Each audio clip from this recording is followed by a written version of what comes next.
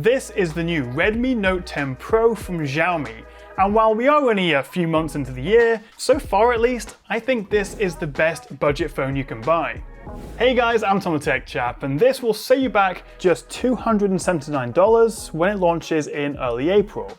And for that, you're getting a 120Hz AMOLED screen, a Snapdragon 732G, a big 5020 mAh battery, quad camera setup with a 108 megapixel main lens, dual SIM, micro SD, dual speakers, even a headphone jack and an IR blaster.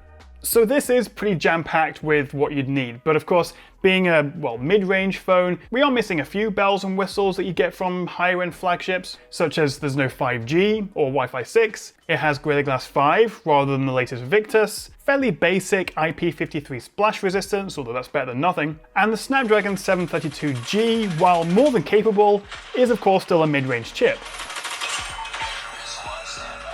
So yeah, there's always room for improvement, but keeping that price tag of £270 in mind, I don't think there's a better phone out there for that kind of money. Now it does kind of feel like Xiaomi releases a new phone every 5 minutes, it's kind of hard to keep up to be honest, but the Redmi Note series has always been a highlight. And now we have the Note 10 Pro. This is actually quite a big upgrade over last year's Note 9 Pro. LCD becomes AMOLED, 60Hz becomes 120, the Snapdragon 720G is now the 732G, and the 64 megapixel is now 108. And considering it's launching at the same price, that's not bad at all. And I also think it looks a lot more expensive than other phones at this price point. For example, the Poco X3 is one of its closest rivals, but I much prefer this more subtle styling. So I do like the look of it, if I can get that to focus in, but firstly you can see it does pick up the odd smudge or fingerprint, and also this onyx grey colour. Well, it's not the most exciting really. I think I'd rather go for the Glacier Blue or the Gradient Bronze colours of this. So on the front, we're getting Gorilla Glass 5 with a plastic frame on the outside and a curved glass back. On the right side, we're getting a fingerprint reader built into the power button. You also have the option for face unlocking, but I still find this much more reliable than, say, a cheap optical in-screen reader, and it's just one press to power and unlock it. As the YouTuber cliche goes, it does feel good in the hand, but one of the highlights of the Note 10 Pro is this 6.67-inch screen. It is Full HD+, but unlike the Note 9 Pro, it's 120Hz and also AMOLED. So we're getting much richer and inkier colors, thanks to the higher contrast ratios, along with much better viewing angles. And actually, diving deeper, it turns out we're getting the same Samsung-made AMOLED panel that's used on the S21 and the Xiaomi Mi 11. So this is a very good screen.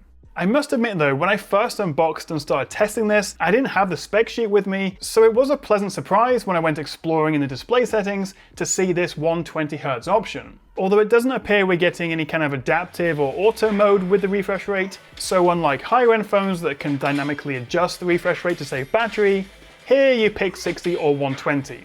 It makes such a big difference though, especially combined with the 240Hz touch sampling, so whether you're gaming or just swiping around the menus and home screens, because I know MIUI isn't everyone's favourite Android skin, but at 120Hz it's much smoother and more responsive. I really don't mind it, and there's tons of options for customization, but I think my only criticism would be that we're still getting lots of bloatware and pre-installed apps. So there's actually 3 versions of this. The entry-level spec gets you 6 gigs of RAM and 64 gigs of storage. The mid-tier one, the one that I've got here, also has 60 gigs of RAM but 128 storage. And then there's a top spec one which gets you 8 gigs of RAM but also 128 storage. But don't forget we do have that micro SD card support, so you can expand the storage on any of them. So you could probably get away with going for the cheapest one. Now just a quick mention of the battery, and it's actually the same 5020 mAh battery as the Note 9 Pro, albeit with ever so slightly faster 33-watt charging. Now I've only had a few days with the Note 10 Pro, so I will need a bit more time to fully test the battery, but so far I'm finding I have about 30% of my battery left by 11 PM. Of course, the jump up to 120Hz will have an impact on battery in the order of around 10%, but then again, we are getting a more efficient AMOLED screen, along with a Full HD resolution and a good sized battery, so the Note 10 Pro will easily get you through a full day and then some. Okay, camera time, and the 2020 trend of just chucking in macro and depth sensors to pad out the marketing so we can say it's got a quad camera setup is still going on. But to my surprise, they're actually pretty good. I don't usually start off camera tests playing with a macro lens because, well, they're usually terrible, but these 5 megapixel f2.4 photos from the so-called tele macro lens are actually surprisingly good.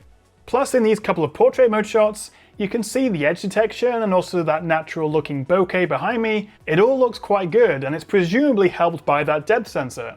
A good start then, but I think a proper telephoto lens would have been nice to see. We're only getting a digital zoom here, but the main and the ultra-wide lenses are the most important, and so far, I like what I'm seeing.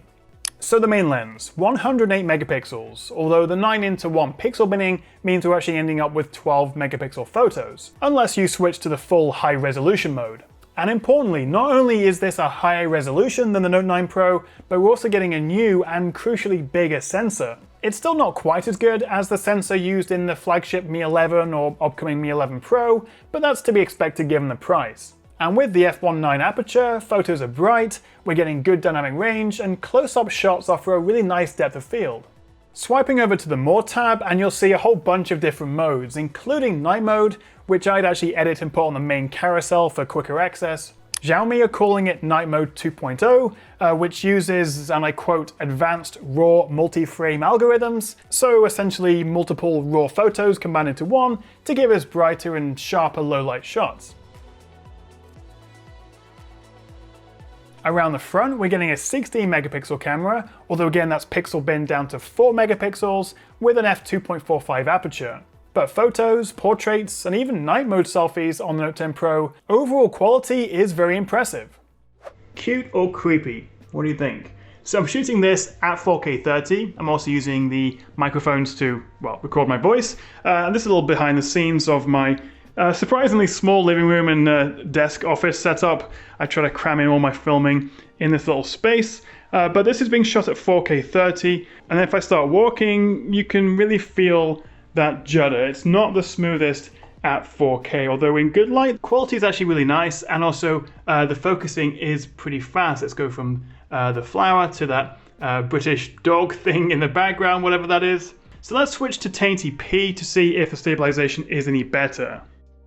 Okay, same again, now shooting at 1080p, and even just looking at the screen as I'm filming this, it looks a whole lot smoother than the 4K. So I think most of the time you're probably going to want to stick with 1080p if you are walking or moving around. So let's switch things around, and now we're shooting this from the front facing selfie camera. It tops out at 1080p. There's no 4K selfie video option, unfortunately.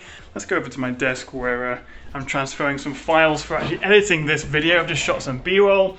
I'm using Premiere Pro. This is my desk setup, which is a crazy mess behind the scenes at the moment. But yeah, what do you think of the video? Also the microphones. Let me know in the comments below. Back to work.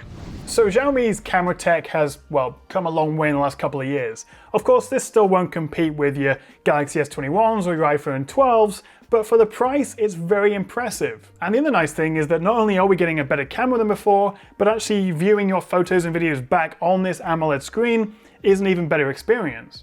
Downsides? Well, phones like the Poco X3 are very similar and actually about £50 cheaper, although you are missing out on that AMOLED screen. Also, while the 732G chip is slightly faster than last year, it's not a big upgrade and it still doesn't support 5G. So it would have been good to see something like the newer 750G, which came out late last year. And it's also a shame we don't have a proper telephoto camera lens, but I think other than that, there's not a whole lot to complain about. So I think you can probably tell by now that, yeah, I really like this phone. It does remain to be seen how the competition will stack up in this $300 price range, because this is actually one of the first good budget phones to come out in 2021 so far. But with some really significant upgrades over last year's model, a fantastic screen, a solid camera, and also the same competitive price, this is the budget phone to beat so far. But what do you reckon? Would you be tempted to buy the Note 10 Pro, or are you maybe going to hold out and see what other mid-range and affordable phones are coming out? Let me know what you think in the comments below. And if you do want to check this out, I will leave links in the description below. And hopefully you enjoyed this video. And if you do want to see more from me, tap that subscribe button, ding that bell, all those annoying things. And I will catch you next time right here on the Tech Chat. Cheers for watching.